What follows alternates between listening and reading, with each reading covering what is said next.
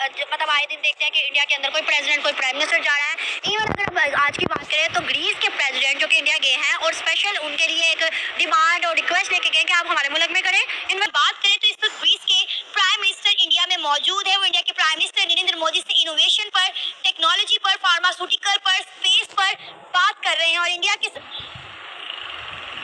ये हुक्मरान गरीब के लिए क्या करते हैं? आज तो क्या किया, जिसी ने आया उसी ने अल्लाह उल्लू सीधा करके चला गया। हमारे मुल्क के लिए किसने सोचा, मुझे आप बताएं। जी हाँ दोस्तों, ग्रीस के प्रधानमंत्री भारत पहुंचे हुए हैं और प्रधानमंत्री मोदी से हम आपके मुल्क में करना चाहते हैं। 20 बिलियन डॉलर से भी ज़्यादा इंडिया जो है वो उनके यहाँ करने लगा है इन्वेस्टमेंट काफ़ी सेक्टर्स के अंदर। पाकिस्तान इस सारी सिचुएशन में नज़र नहीं आता कि कोई मुल्क पाकिस्तान आना चाहता हो, चाहे वो इस्लामिक क्यों ना हो, वो अब नहीं आना चाहते। क्यों? उसकी बुनियादी वजह तो ये है कि जो यहाँ पॉलिटिकल क्याउस है, तो उसकी वजह से जितने भी यानी स्टेट्स हैं वो पाकिस्तान की तरफ नहीं आना चाहते। चाहे इस्लामी ममालिक हों, यानी अभी पिछले साल जो MBS थे उन्होंने भी विज़िट किया था इंडिया का। तो इसके अलावा जो कार्स हैं, यानी सेंट्रल एशियन जो स्टेट्स हैं वो भी अपने ताल्लुकात इंडिया से ज़्यादा बेहतर कर रही हैं। इसी तरह और इस्लामी ममालिक देख लें जो मिडिल ईस्ट के हैं, यानी UAE, कतर, वहाँ भी टेम्पल्स वगैरह ओपन हो रहे हैं। तो देखें, जो होता है ना बाहमी ताल्लुकात होते हैं ममालिक के, वो स्टेट लेवल पे होते हैं, उसमें आपके जज्बात नहीं आते। ये बिल्कुल रियलिस्टिक होते हैं कि सऊदी अरब इस्लामी मुल्क है, कतर इस्लामी मुल्क है, UAE इस्लामी मुल्क है, तो ये इस्लामी मुल्क हमारे साथ ज़्यादा ट्रेड करेंगे, उनके साथ कम करेंगे। ऐसे नहीं होता। जुल्फ़िकार अली भुट्टो ने 1967 में ये कहा था कि state deals with states not with their ideologies. तो वो ये देखेंगे कि उनकी अंदर पॉलिटिकल स्टेबिलिटी कितनी है और वहाँ उनको इन्वेस्टमेंट के कितने फ़वाइद होंगे।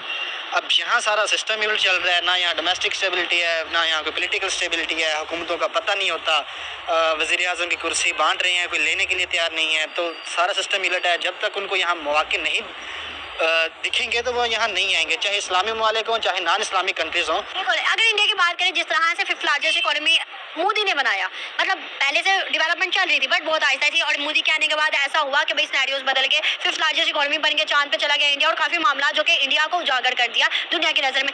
मोदी के लिए अगर हम देखें तो हर एक PM जो है सॉफ्ट कॉर्नर रख रहा है अपने दिल के अंदर, चाहे वो मुस्लिम का हो, चाहे वो नॉन मुस्लिम का हो। ऐसी क्या पॉलिसीज़ हैं जो कि आपने देखी हैं एक एज अ कंट्री लीडर के लिए? वो अपनी कंट्री के लिए बेहतर है, ये भी हमें तस्लीम करना होगा। वो नहीं, आप भी बात करें ना। नहीं, मुझे तो आपका इंटरव्यू चाहिए ना। मैं तो इंटरव्यू आपको देने हैं, मगर मैंने तो आपसे जवाब, मुझसे आप बताएं ना। मैंने अपनी राय नहीं देनी, मेरा काम सिर्फ सवाल रखना है। ठीक है, आप ये देखें कि मेरा घर का गैस का मीटर इतना बिल आया जो मैं अदा नहीं कर सका। मेरा फोट नहीं है, गैस का मीटर उतार के उन्होंने ले गया। यहाँ पर कितने हालात खराब हैं ना। अब आवाम जो है वो गैस के बिल अफोर्ड कर पा रही है, ना पानी के, ना बिजली के बिल अफोर्ड कर पा रही है। हाँ, कुछ भी नहीं है। इलेक्शन तक कर गया उन्होंने, आवाम के पैसों से उन्होंने इलेक्शन किया है। बिजली का बिल इतने भेज दिया, गैस का बिल इतने भर दिया। भरो, नहीं तो मीटर काट के लेके जाएंगे। उन्हीं पैसों में से इन्होंने इलेक्शन किया ना। ठीक है, इलेक्शन का मतलब इलेक्शन है, साथ साथ रिजल्ट चाहिए। आज ये इलेक्शन हो गया, जीत गया, कितने दिनों के बाद आज रिजल्ट मिला, तो फिर। अच्छा, मुझे आप ये बताएं, जो आप बातें कर रहे हैं, जो आप तरक्की के बारे में बता रहे हैं कि पाकिस्तान में ये सब हो रहा है, क्या पड़ोसी मुल्क में भी यही हो रहा है? भारत में कोई तरक्की नहीं है, पाकिस्तान में हमारा कोई तरक्की नहीं है। जिसके पास पैसे है, गरीब का खून चूस के उसके और अमीर बने जा रहे हैं। जिनके पास 10 मकान है, 10 मकानों का किराया कितने आएगा? वो गरीब को कहेंगे भाई ये इस मकान में तुम बैठ जाओ, किराया ना दो, देगा वो? अगर 1 महीने का किराया वो नहीं देता, दूसरे महीने पे भाई मकान खाली करो, पता नहीं उसने बच्चों को। जहाँ दोस्तों यूनान के प्रधानमंत्री भारत पहुंचे हुए हैं। इस दौरान उन्होंने प्रधानमंत्री नरेंद्र मोदी से मुलाकात की। इसके बाद दोनों राजनेताओं ने साझा प्रेस कॉन्फ्रेंस भी की है। PM मोदी ने ग्रीक प्रधानमंत्री और उनके प्रतिनिधिमंडल का स्वागत करते हुए याद किया कि पिछले वर्ष वो भी ग्रीस गए थे। उन्होंने बताया कि यात्रा दोनों देशों के बीच मजबूत होगी। उन्होंने बताया कि यात्रा दोनों देशों के बीच मजबूत होती है। उन्होंने बताया कि ये यात्रा दोनों देशों के बीच मजबूत होगी, रणनीतिक साझेदारी का संकेत है।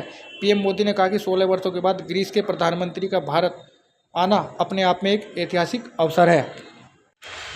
जहां दोस्तों PM मोदी ने कहा कि हमारी आज की चर्चाएं बहुत ही सार्थक और उपयोगी रही।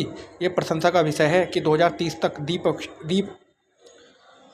ये प्रशंसा का विषय है कि 2030 तक द्विपक्षीय व्यापार को दोगुनी करने की ओर अग्रसर है। सहयोग को नई ऊर्जा और दिशा देने के लिए नए अवसरों की पहचान की गई है। पीएम मोदी ने कहा कि कृषि के क्षेत्र में दोनों देशों के बीच करीबी सहयोग की अनेक संभावनाएं हैं। पिछले वर्ष इस क्षेत्र में किए गए समझौतों के कार्य के लिए दोनों देश कदम उठा रहे हैं।